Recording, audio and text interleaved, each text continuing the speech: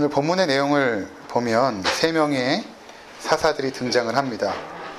사사기에 보면 어떤 사사들은 분량을 길게 기록한 사사가 있고, 또 어떤 사사들은 아주 간단하게 그의 행적에 대해서 기록을 하고 있습니다. 성경학자들은 기록이 좀 긴 사사들을 메이저 사사, 대사사 이렇게 부르고, 기록이 작은 사사들은 마이너 사사, 소사사 이렇게 불리게 됩니다. 그래서 오늘 등장한 이 3명의 사사도 소사사가 되는데 아주 기록이 간단합니다. 그래서 이 본문을 왜 성경에 기록을 하였을까 저도 고민을 많이 하였습니다. 왜 이 기록들이 뭐가 중요하다고 입다 이야기 이후에 기록을 하고 있을까, 한 주 동안 많이 고민을 하면서 말씀을 준비하게 되었습니다. 첫 번째 소사사는 누구냐 하면 입산이거든요. 근데 그의 아버지가 누구인지 또는 어느 지파 사람인지에 대한 기록이 없습니다. 그냥 베들레헴 사람이었더라, 이렇게 그냥 소개를 합니다. 성경에서 누구를 소개할 때의 전형적인 패턴이 아닙니다. 자, 이 사사가 어떤 일을 했는가 보니까 아들 30과 딸 30명을 두었다. 그리고 이 아들을 위해서 밖에서 며느리들을 데려왔고, 딸들은 또 밖으로 시집을 보냈다. 이 이야기거든요. 그리고 7년을 다스렸다. 그리고 죽었다. 이 끝입니다. 그 다음은 누구냐 하면 엘론이죠. 근데 엘론에 대한 것은 뭐 없습니다. 거의 그냥 이스라엘의 사사가 되어서 10년 동안 다스렸다. 그리고 아얄론의 장사되었더라. 아얄론은 엘론하고 똑같은 의미입니다. 자신이 다스렸던 그 도시의 이름을 자신의 이름을 따서 붙이게 된 것이고, 그곳에서 죽었더라, 이렇게 이제 말하고 있는 것입니다. 그 다음이 이제 압돈입니다. 근데 압돈은 기록이 뭐냐면 아들이 40명 있었고, 그리고 손자가 30명 있었다.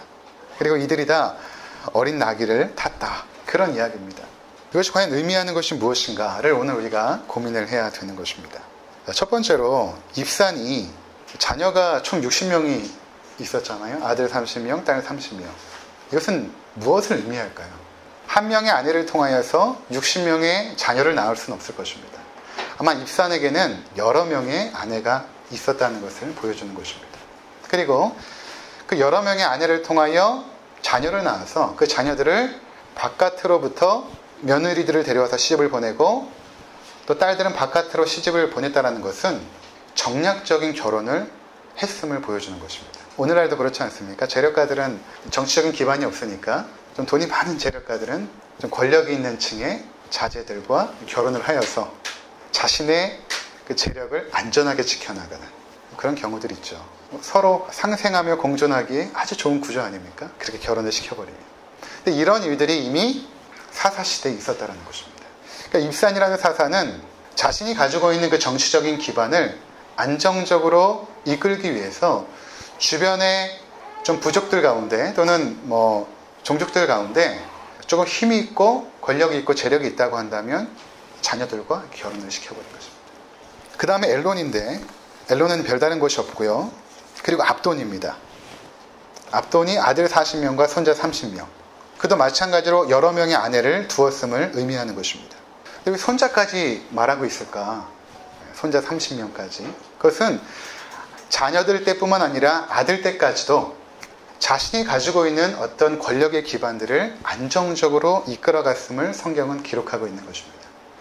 어린 나귀를 다 탔다. 그 70명의 자녀들과 손자들까지 어린 나귀를 탔다는 것은 굉장히 부유하게 살았다는 것을 의미하거든요. 오늘날로 하면 외제차 한 대씩 다 끌고 다녔다, 이런 기록인 것입니다.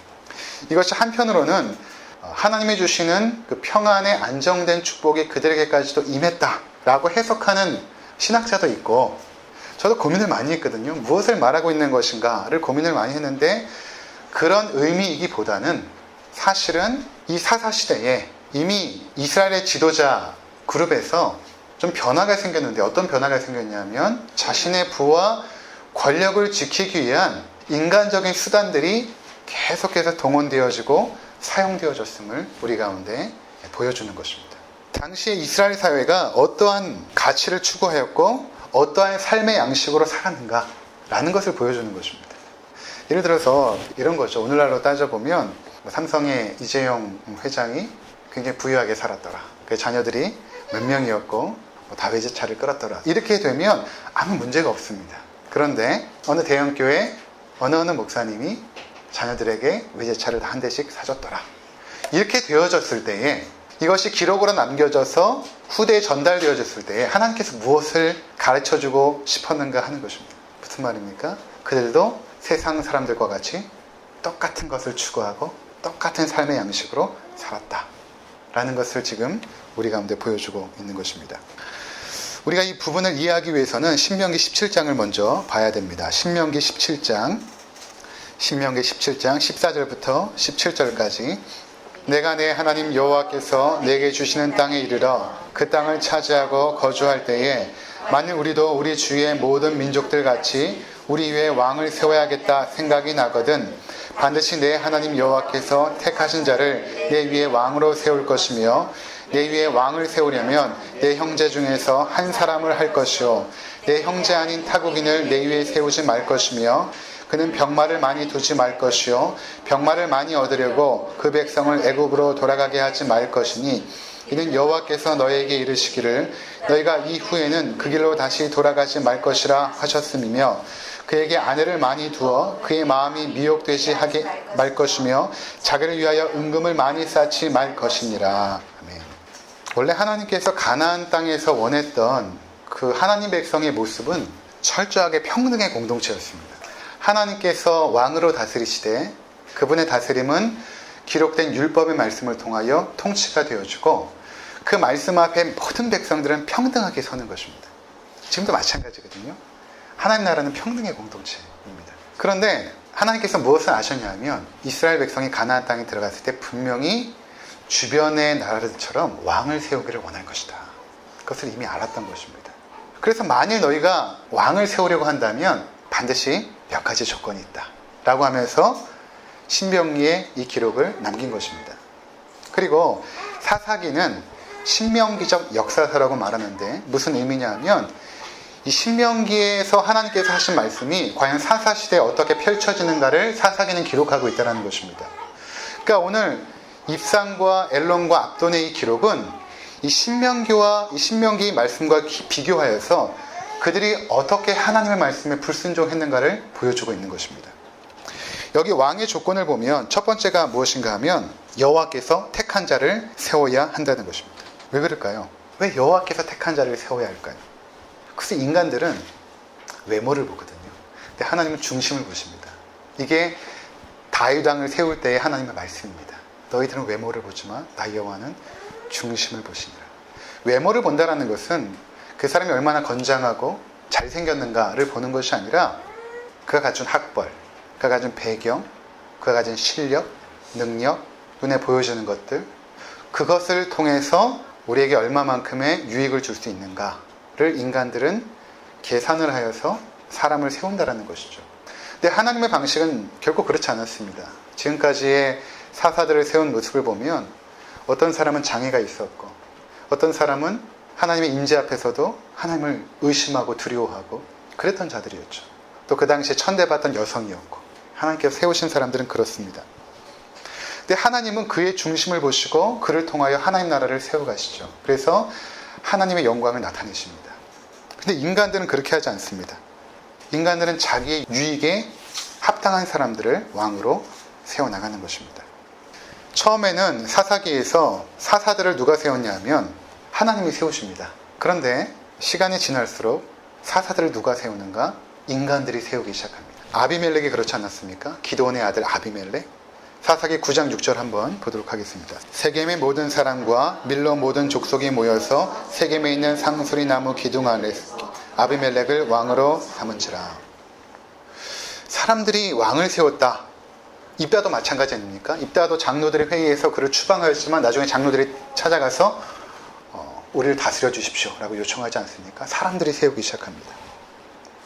그 결과가 무엇이었는가 하면 아주 비참한 결과들이 생기기 시작합니다. 아비멜렉은 형제 70명을 한 반석에서 죽였을 뿐만 아니라 자기를 지도자로 세운 세겜 사람들을 불태워 죽였습니다. 입다는 에브라임 지파 42,000명을 죽이죠. 같은 민족끼리. 자, 이것을 통해 우리가 알 수 있는 것은 무엇인가 하면 인간이 왕을 세운다는 것은 하나님의 뜻과는 전혀 상관없는 삶을 살겠다라는 결정인 것입니다. 더 이상 우리는 하나님의 말씀의 통치를 받지 않겠습니다. 우리가 스스로 인간왕을 세우고 우리가 추구하고 원하는 삶을 살아가겠습니다. 라는 것이 바로 인간왕을 세우는 인간들의 목적인 것입니다. 두 번째는 신명기에서 왕의 조건은 말을 많이 두지 말라는 것입니다. 말을 많이 두지 말라. 그래서 너희가 말을 많이 두려고 다시 애굽으로 돌아가지 말라라는 것은 무슨 의미입니까? 말을 많이 두지 말라는 것은. 말은 당시에 무력의 상징입니다. 힘의 상징입니다. 오늘날로 하면 탱크를 많이 소유하지 말라. 이런 의미가 되겠죠. 그것을 얻기 위해서 노력하지 말라. 지나치게 노력하지 말라. 필요한 만큼 필요하겠지만 지나치게 너희가 강해지기 위해서 외적인 무력을 스스로 소유하려고 하지 말라. 라는 말씀인 것입니다.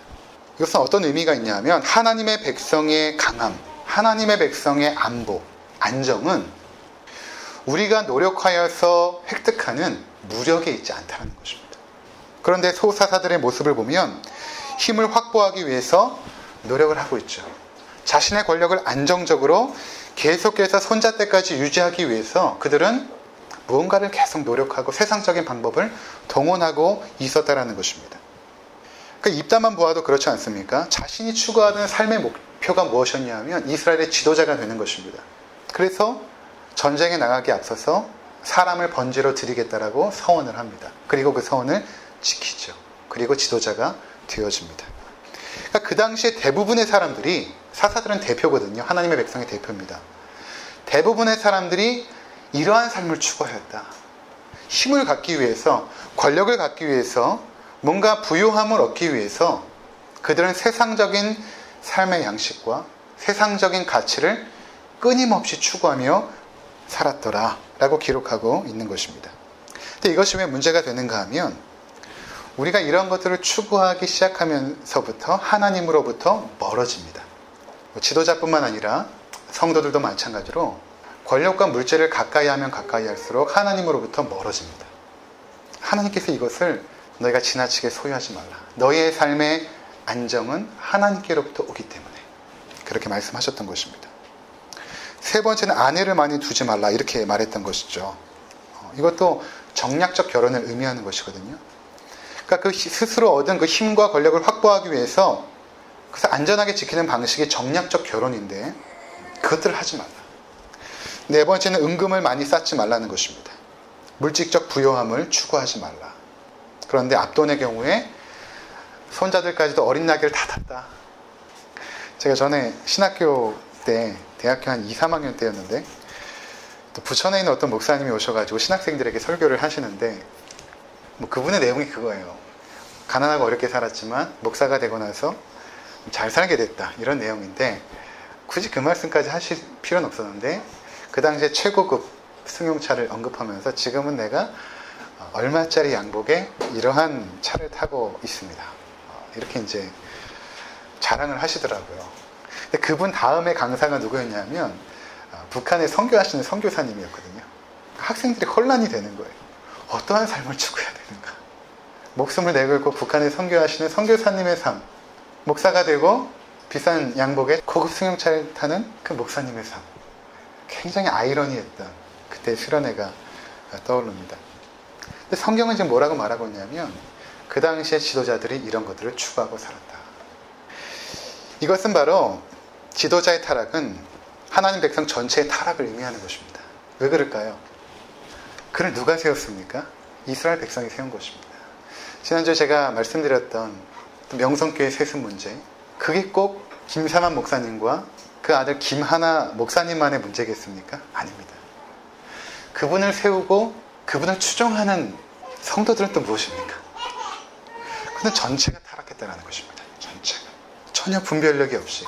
그렇다면 성경이 말하고 있는 지도자의 조건이 무엇이었을까요? 하나님께서 원하셨던 하나님의 백성의 그 지도자의 모습은 과연 무엇이었겠는가 하는 것입니다. 이것은 지도자뿐만 아니라 그 당시에 살아갔던 사람들의 삶의 가치와 추구하는 삶의 방식이 어떠해야 되는가에 대한 부분을 언급하는 것입니다. 다시 신명기 17장 18절과 20절 함께 읽도록 하겠습니다. 그가 왕위에 오르거든 이 율법서의 등사본을 레위 사람 제사장 앞에서 책에 기록하여 평생에 자기 옆에 두고 읽어 그의 하나님 여호와 경외하기를 배우며 이 율법의 모든 말과 이 규례를 지켜 행할 것이라. 그러면 그의 마음이 그의 형제 위에 교만하지 아니하고 이 명령에서 떠나 좌로나 우로나 치우치지 아니하리니 이스라엘 중에서 그와 그의 자손이 왕위에 있는 날이 장구하리라. 아멘. 지도자의 가장 중요한 조건은 무엇인가 하면 다스리는 자가 아니고 그 위치에서 자신의 부와 권력을 획득하는 자가 아니라 하나님의 말씀의 수종자로서 늘 말씀을 옆에 두고 묵상하고 읽고 그것을 통하여 먼저 여호와 경외하기를 배우고 그리고 그 말씀을 지켜 행하고 그러면서 좌로나 우로나 치우치지 아니하고 또 그 형제들 위에서 교만하지 않고 지도자임에도 불구하고 그 위에 서지 않는 것입니다. 교만하지 아니하고 그렇게 되면 너의 날이 장구하리라 그렇게 약속하고 있는 것입니다. 이것이 되지 않으면 어떤 결과가 생기는가? 타락한다라는 것입니다. 우리가 이 이야기를 어디에서 보았냐면 아비멜렉과 입다의 이야기를 통해서 보았던 것입니다. 그들은 하나님 말씀을 묵상하거나 여호와 하나님을 경외하는 것을 배우지 못했습니다. 뿐만 아니라 그 이후에 지금 기록하고 있는 입산과 엘론과 압돈 또한 아비멜렉과 입다의 길을 걸어갔다는 것입니다. 그들은 풍요와 안정을 추구하며 살다가 그렇게 죽은 것입니다. 이 기록을 통해서 성경은 우리가 하나님의 말씀으로부터 멀어졌을 때에 결국 타락한다라는 것을 구체적으로 보여주는 것입니다. 의심이 많고 두려움이 많았던 기드온은 처음에 하나님을 의지하고 순종하였으나 후에는 타락하죠. 돈과 권력을 추구했습니다. 왜 그랬을까? 하나님의 말씀으로부터 멀어졌기 때문입니다. 아비멜렉은 말할 것도 없습니다. 그의 권력을 향한 집념과 그것을 이루기 위한 잔혹한 모습은 하나님 말씀을 멀리했기 때문입니다. 입다 역시 스스로 하나님을 열심히 섬긴다고 했지만 하나님의 말씀에서 멀어졌기에 그의 열심이나 순종은 가족과 공동체를 파괴한 것입니다. 아내와 친한 친구가 25살의 나이에 암에 걸렸습니다. 저희 결혼식 때 축가를 불러줬던 참 예쁜 자매였어요. 의사가 수술을 권했는데 그의 어머니가 기도로 살려보겠다며 기도원에 들어갑니다. 2개월 후에 다시 병원을 찾았을 때 수술조차 할 수 없을 정도로 암이 다 퍼져버린 것입니다. 그 자매가 죽기 전에 아내와 병문안을 갔습니다. 그 예뻤던 자매가 뼈밖에 남지 않은 거예요. 너무 불쌍했습니다. 결국 얼마 있어 하늘나라로 갔습니다. 그의 어머니가 목사였습니다. 왜 이런 일이 생겼을까? 그 목사님이 의지하고 붙잡았던 것은 과연 무엇일까? 정말로 살아계신 하나님이었을까? 아니면 자기 확신이나 신념이었을까? 기도를 통해 딸을 살려보겠다라는 것은 과연 하나님의 뜻이었을까? 아니면 자기 의지였을까? 그 목사님은 말씀을 떠난 목사였습니다. 그러기에 그 열심과 기도가 가족을 파괴시켜버린 것입니다. 입다 이야기가 지금도 여전히 반복되고 있는 것입니다. 전에 신학교 교수가 말 안 듣는 딸을 폭행해서 숨지게 한 기사가 있었습니다. 그리고 딸을 살려보겠다고 시신을 방에 놓고 기도를 하기 시작한 것입니다. 독일까지 유학을 다녀온 신학교 교수입니다. 어떻게 이런 일이 있을 수 있는가? 하나님의 말씀을 지식으로 알았을지는 모르지만 말씀을 통해서 하나님을 경외하는 법을 배우지 못한 것입니다. 사사시대의 비극이 계속해서 우리의 현실의 삶에서도 반복되고 있습니다. 이것은 꼭 교회의 지도자에게만 해당되는 것은 아닙니다. 지도자가 타락할 때 과연 주변 사람들은 무엇을 했을까? 대부분 동조하거나 침묵합니다. 그러면 그 죄로 말미암은 끔찍한 결과들은 공동으로 책임져야 되는 것입니다. 사사기가 진행될수록 낙심하게 됩니다. 하나님의 뜻에 합당한 누군가가 나와서 멋지게 승리하고 거룩하고 신실한 삶을 살아줬으면 좋겠는데 사사들은 계속 실패하고 맙니다. 여러분, 우리가 세상에서 만나는 그 어떤 사람이라고 할지라도 우리의 의지와 힘과 소망이 될 수 없음을 사사기는 보여주고 있는 것입니다. 여러분, 한국 사회에 정말 대단한 역할들을 했던 믿음의 사람들이 있겠죠. 그러나 그러한 분들이라고 할지라도 우리는 의지하거나 그분들을 소망해서는 안 됩니다. 어떤 아름다운 일들이 있었을지 모르지만, 그리고 앞으로 있을지도 모르지만 그분들을 지나치게 신뢰하거나 의지하거나 뭔가 좋은 나라 또는 좋은 교회를 만들어 주겠지라고 소망해서도 안 됩니다. 성경은 이러한 계속적인 기록을 통하여 우리의 관심을 어디로 향하게 하냐면 앞으로 오실 우리의 공의로우신 왕 예수 그리스도를 기대하게 하는 것입니다. 저희들에게는 예수 그리스도가 하나님 나라의 왕으로 서기 전까지는 결코 이 땅에 공의는 없다. 결코 이 땅에 공의는 없다. 여러분 아시잖아요. 살아보셨잖아요. 공의가 있습니까? 사람은 그 누구라고 할지라도 우리의 의지의 대상이 될 수 없음을 성경은 말하고 있는 것입니다. 그래서 성경이 앞으로 너희들에게 올 왕은 평강과 공의의 왕이라고 말씀하고 있는 것입니다. 평강과 공의의 왕이다. 그분께서 다스리시지 않으면 이 땅에는 결코 소망이 없음을 우리 가운데 말하고 있는 것입니다. 너희들이 인간의 왕을 세우지만 그들의 모습을 봐라. 결국 자기들 유익을 위해서 낙이나 끌면서 그렇게 살지 않더냐. 자기의 권력의 확보를 위해서 정략 결혼해서 자기들의 왕국을 세우지 않느냐. 너희는 오직 예수 그리스도만을 의지하고 소망하고 바라보아야 된다 라고 말씀하고 있는 것입니다. 시편 62편 우리 함께 읽고 마치도록 하겠습니다. 시편 62편 나의 영혼이 잠잠히 하나님만 바라며 나의 구원이 그에게서 나오는도다. 오직 그만이 나의 반석이시요 나의 구원이시요 나의 요새이시니 내가 크게 흔들리지 아니하리로다. 넘어지는 담과 흔들리는 울타리같이 사람을 죽이려고 너희가 일제히 공격하기를 언제까지 하려느냐. 그들이 그를 그의 높은 자리에서 떨어뜨리기만 꾀하고 거짓을 즐겨하니 입으로는 축복이요 속으로는 저주로다. 나의 영혼아 잠잠히 하나님만 바라라. 물은 나의 소망이 그로부터 나오는도다. 오직 그만이 나의 반석이시요 나의 구원이시요 나의 요새이시니 내가 흔들리지 아니하리로다. 나의 구원과 영광이 하나님께 있으며 내 힘의 반석과 피난처도 하나님께 있도다. 백성들아 시시로 그를 의지하고 그의 앞에 마음을 토하라. 하나님은 우리의 피난처시로다. 아 슬퍼도다. 사람은 입김이며 인생도 속임수이니 저울에 달면 그들의 입김보다 가벼우리로다.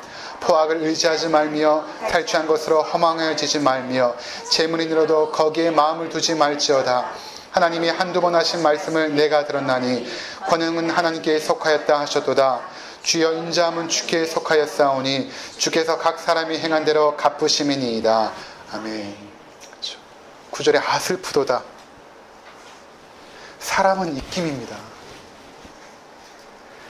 그 생명이 코끝에 호흡에 있습니다. 사라지면 죽는 것이죠. 그런 인생을 의지하지 말라. 10절에 포악, 힘을 의지하지 말라. 탈취한 것으로 허망해지지 말고 재물이 늘어도 그 재물에 너희 마음이 나의 삶이 이제는 안정되고 이제는 평안하다고 생각하지 말라. 너희 인생의 기반이 그러한 것에 있지 않다는 것입니다. 너희가 스스로 노력해서 쌓아오는 재물에도 있지 않고 권력에도 있지 않고 힘에도 있지 않다.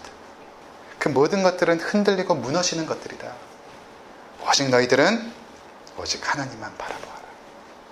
오직 그만이 우리의 반석이시고 우리의 구원이시고 우리의 요새이시다. 그래서 너희가 결코 흔들리지 않을 것이다 말씀하고 계신 것입니다. 사랑하는 성도 여러분, 이제 우리가 하나님 말씀을 통해서 여호와 경외하는 법을 배워나가면서 그분은 우리의 반석과 요새로 삼는 법을 배워가셔야 됩니다. 그동안은 물질을 통하여 어떻게 내 삶이 형통할까를 배워갔다면, 그것으로 나의 삶의 기반을 그동안 삼아왔다면 이제는 그것을 버리시고 오직 여호와 하나님께서 우리 가운데 말씀하신 그 진리의 말씀 위에 우리 삶의 가치를 삼으시고 그 말씀이 통치하는 그곳에 우리가 거하며 그 반석 되신 하나님을 향하여 소망하며 기대하는 복된 삶을 사시는 우리 모든 성도님들 되시기를 주의 이름으로 축원을 드립니다. 기도하시겠습니다.